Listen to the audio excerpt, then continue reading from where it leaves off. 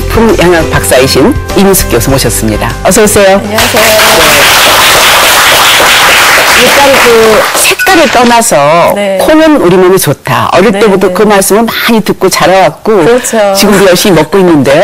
네. 이 콩은 우리나라만 먹는 건 아니죠? 아니죠. 또 에콰도르에 가면은 아주 유명한 장지촌이 빌카밤바라는 데가 있는데 네. 이 빌카밤바 사람들이 아주 즐겨 먹는 게 또 콩이라고 합니다.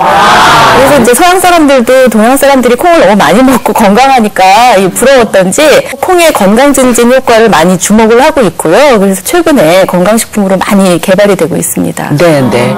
그 중에서도 검정콩. 네. 색깔이 노란 게 아니라 검정콩에 영양이 더 많다. 네. 검은색에 어떤 비밀이 있나 보죠? 이제 컬러푸드 얘기 많이 하는데 네, 검정콩이라 그러면 그 검은색 색소가 사실 이제 가장 중요한 비밀이라고 할 수가 있어요. 다른 콩들에 비해서 그 안토시아닌이라는 색소가 풍부하게 들어있는데 이 검은색 색소가 항산화 작용이 있기 때문에 우리 몸에서 굉장히 다양한 건강 증진 효과를 나타낸다고 할 수 있습니다. 네. 근데 검정콩도 종류가 많잖아요. 네, 그 종류마다 그렇죠. 다 또 영양이 다른가요?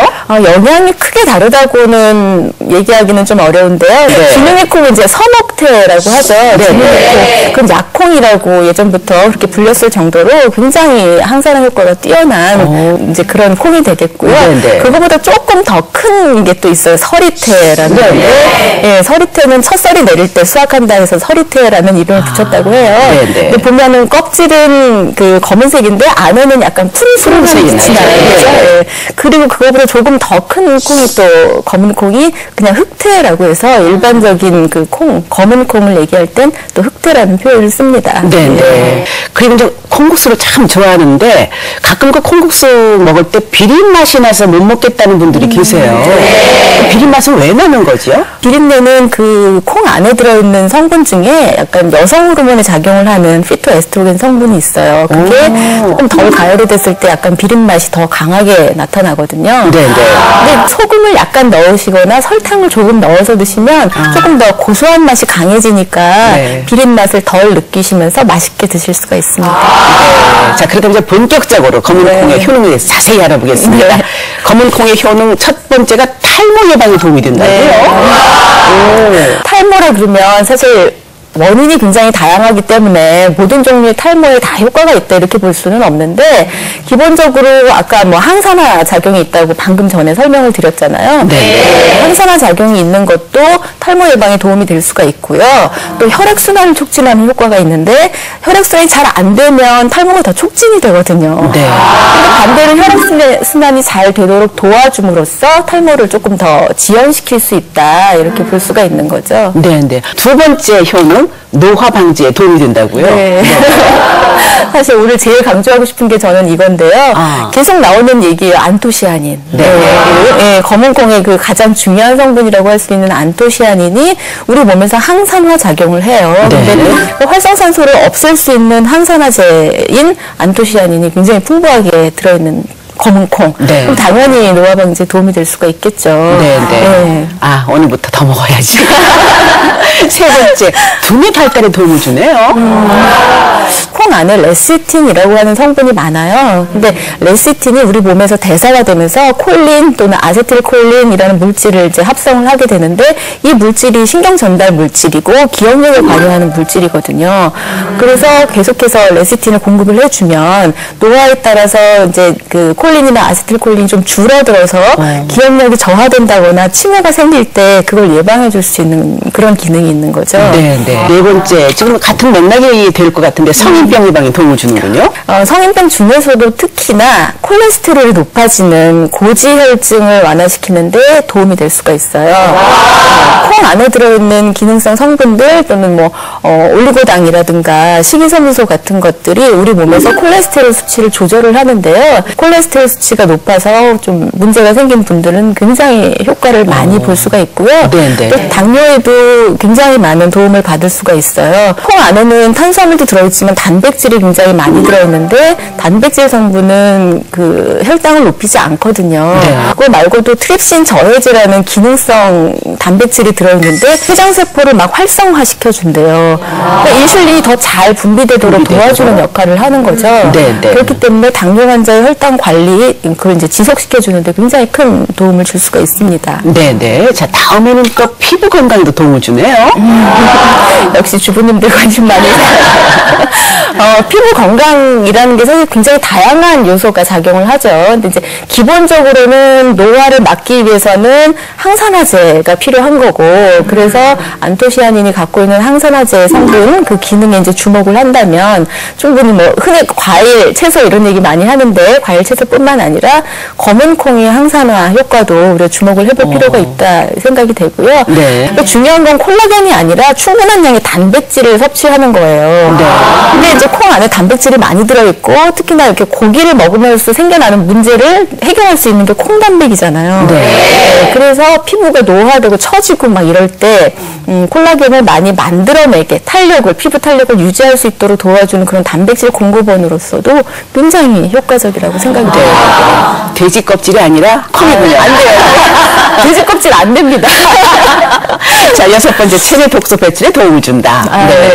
독소를 빼내는 역할을 하는 장기가 바로 간이잖아요. 그래서 그냥 어떻게 우리 몸에서 디톡스를 잘하도록, 그러니까 해독작용을 잘하도록 해주느냐 하는 건 결국은 간 기능을 활성화시키는 거거든요. 근데 검은 콩 추출물을 실험동물에게 투여를 해보니까 간에서 해독작용을 하는 효소의 활성이 증가했다. 그런 연구 결과가 있어요. 그 동물실험 결과를 미루어 굉장히 이 해독작용을 하는 데에도 크게 도움이 될 수 있을 것이다. 이렇게 기대를 할 수 있습니다. 자, 이제 마지막으로 다이어트에 도움을 주는군요.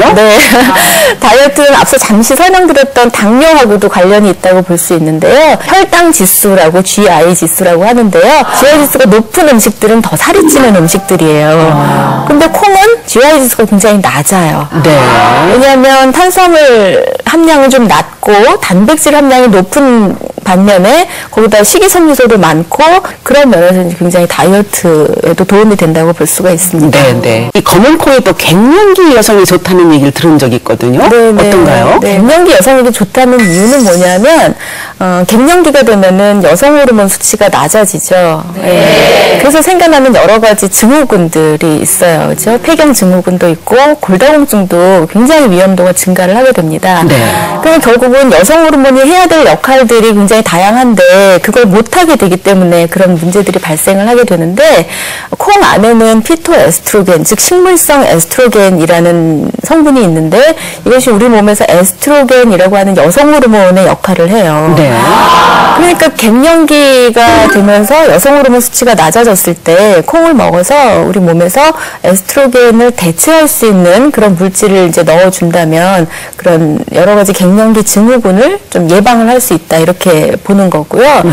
실제로 유방암을 예방하는 데도 굉장히 효과가 있다 이런 연구 결과가 있습니다. 근데 가끔 또 뉴스를 보면 뭐 콩을 너무 많이 먹으면 유방암이 오히려 생긴다 이런 거 있어요. 이거는 이제 콩의 그 유효 성분이라고 하는 에스트로겐, 피토에스트로겐 성분만 추출을 해가지고 건강 보조식품의 형태로 투여를 했을 때 그럼 양이 너무 많아지잖아요.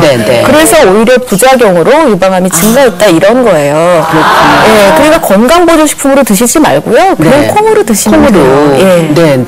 근데 이제 콩을 볶아서 먹을 때 껍질이 입안에서 까끌까끌하니까 열심히 벗겨서 먹거든요. 근데 지금 교수님 말씀 듣고 보니까 껍질째 먹어야 되겠네요. 자, 그렇다면 껍질째 먹으려면 어떻게 먹으면 좋을까요? 볶은 거는 선생님 볶아서 드시면 사실 많이 걸리잖아요.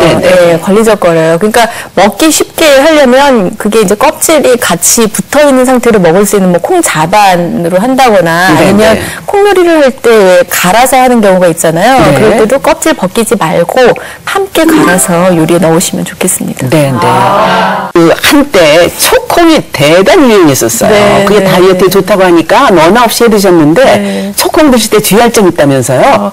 초콩이 이제 다이어트나 뭐 여러 가지 콜레스테롤 낮추는데 사실 효과가 있기는 있어요. 콩을 드실 때 주의하실 점이 위장 질환이 있으시면 그 식초가 너무 지나치게 자극이 될 수 있기 때문에 드셨는데 속이 쓰리다 그러면 드시지 않는 게 좋고요. 또는 이제 공복에 너무 많이 드시면 네, 네. 그런 이제 위벽을 자극할 수 있기 때문에 그거 이제 주의하시는 것이 좋죠. 네네. 근데 아무리 좋은 식품이라고 해도 또 주의해야 될 사람도 있겠죠? 그렇죠. 이거 굉장히 중요한데요. 그 신장이 안 좋으신 분들이 주의를 하셔야 되는데요. 신장, 콩팥이요. 네. 콩팥이 안 좋은데 이제 모든 분들이 다 그런 건 아니고 콩팥 기능이 완전히 떨어져서 칼륨 수치하고 인 수치가 조절이 잘 안 되는 분들이 계세요. 근데 그 콩 안에는 칼륨이랑 인이 굉장히 많이 들어있어요. 네. 일반인에게는 좋은 필수 무기질인데 콩팥 질환이 있는 분들에게는 굉장히 위험할 수 있죠. 근데 정말 좋다고 말씀하시니까 하루에 한 컵씩 막 먹고 싶은 생각이 드는데 좋다고 하면 많이 먹고 싶거든요. 네. 하루에 어느 정도 섭취하면 좋을까요? 글쎄요, 뭐, 이제 콩 같은 경우는 오랫동안 보관이 가능하기 때문에 사실 1년 내내 드셔도 괜찮죠. 네. 꾸준히 드시기 위해서는 하루에 드시는 양 너무 많이 드시지는 마시고요. 좋은 음식들은 꾸준히 드시는 게 제일 좋은 것 같아요. 네. 근데 검은 콩이 만만치가 않아요, 값이. 조금 비싸거든요. 그래도 이렇게 좋은 콩, 특히 연세 드신 부모님에게 오늘 좀 콩을 맛있게 볶아서 갖다 드리면 얼마나 좋아하실까요? 오늘 도움 말씀 감사합니다. 이임숙 선생님이었습니다. 감사합니다. 감사합니다.